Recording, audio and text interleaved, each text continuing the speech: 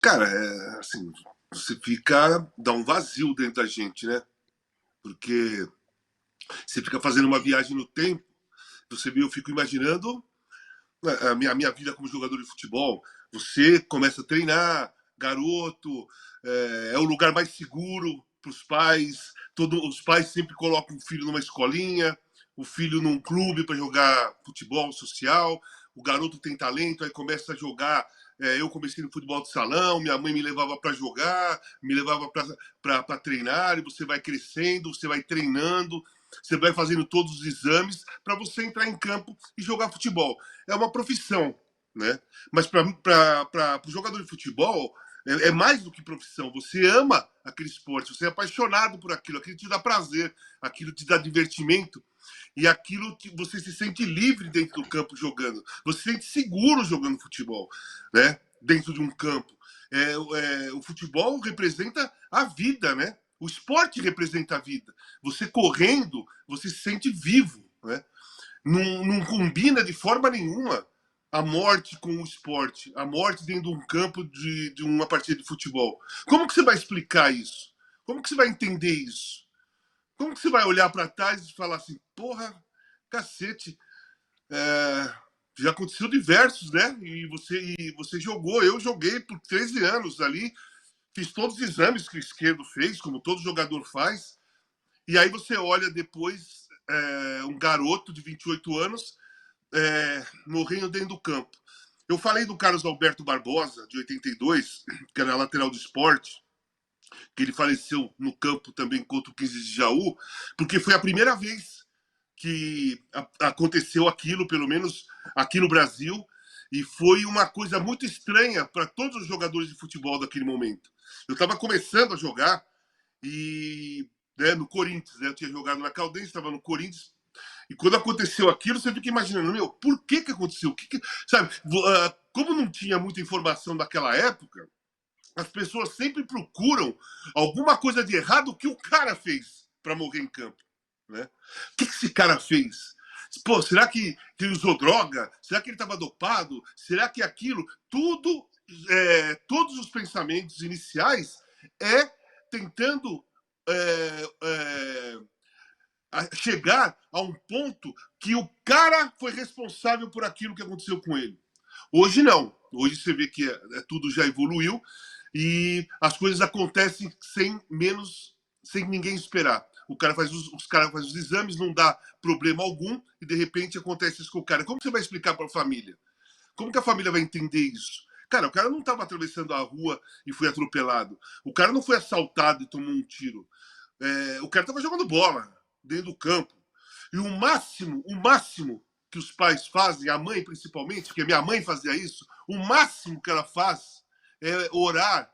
Minha mãe tinha um templo com a minha foto, Jesus Cristo e tudo mais. Ela orava para que eu não me machucasse, para que eu não quebrasse a perna, não rompesse ligamento cruzado, para não acontecer nada comigo dentro do campo que pudesse me tirar do jogo, não da vida, não da vida.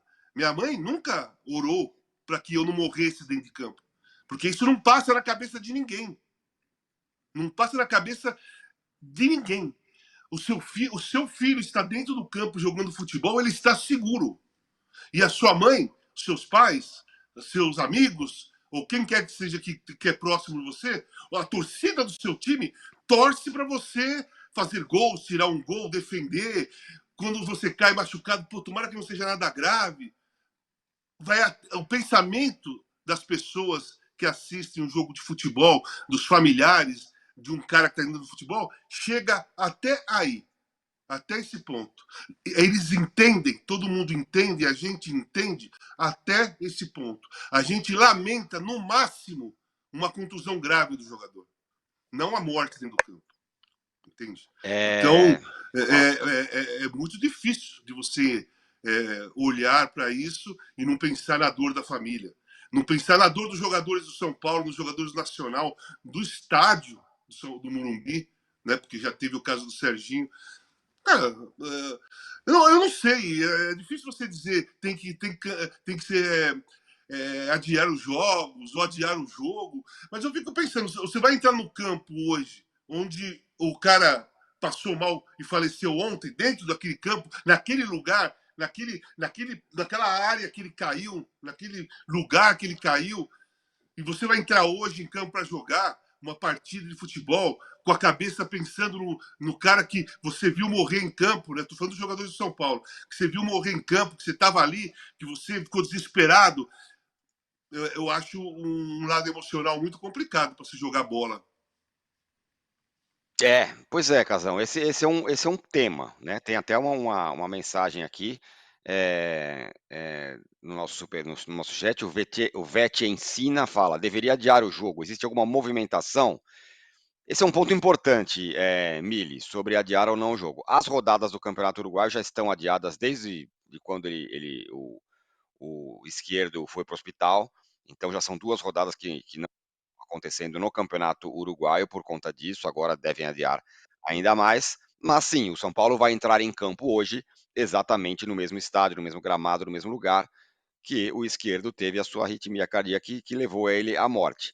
Não deve ser fácil, evidentemente não é fácil para ninguém, trabalhar, entrar em campo nessa circunstância, lembrando aquilo que você mesmo falou, né, o quanto esse episódio impactou os jogadores do São Paulo, né. O Calleri, o Michel Araújo, o Rafinha, eles estão indo ao hospital todos os dias. O Michel Araújo, no último jogo, saiu chorando.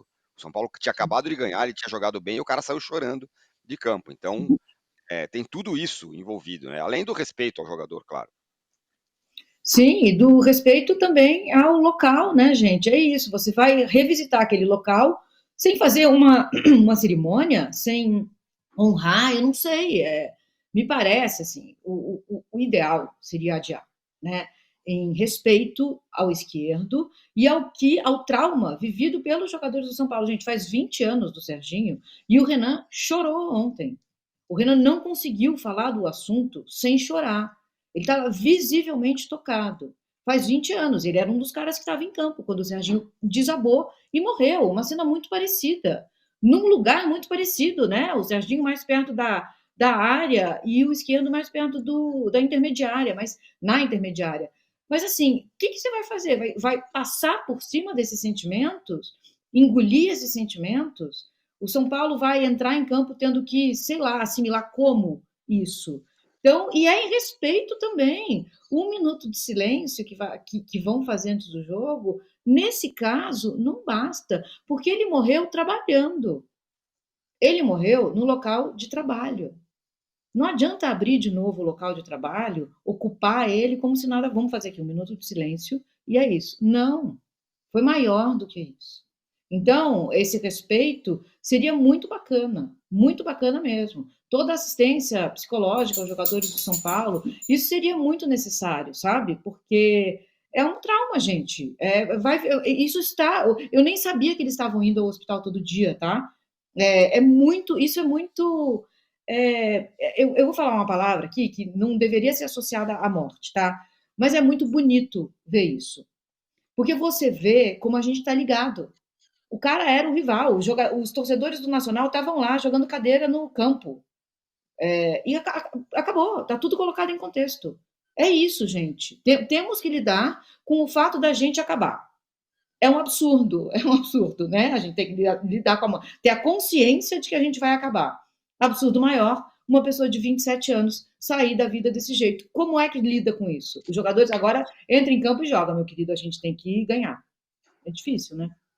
É difícil. Os jogadores que eu falei, né, o Rafinha, o Calleri e o Michel Araújo, que estavam indo ao hospital todos os dias, o Nacional do Uruguai, o jornal, na verdade, o País do Uruguai, informa que os 3 devem ir ao velório do esquerdo, que vai ser em Montevidéu, e devem sair do jogo de hoje num voo fretado e ir para o velório do esquerdo, que vai ser em Montevidéu, certamente.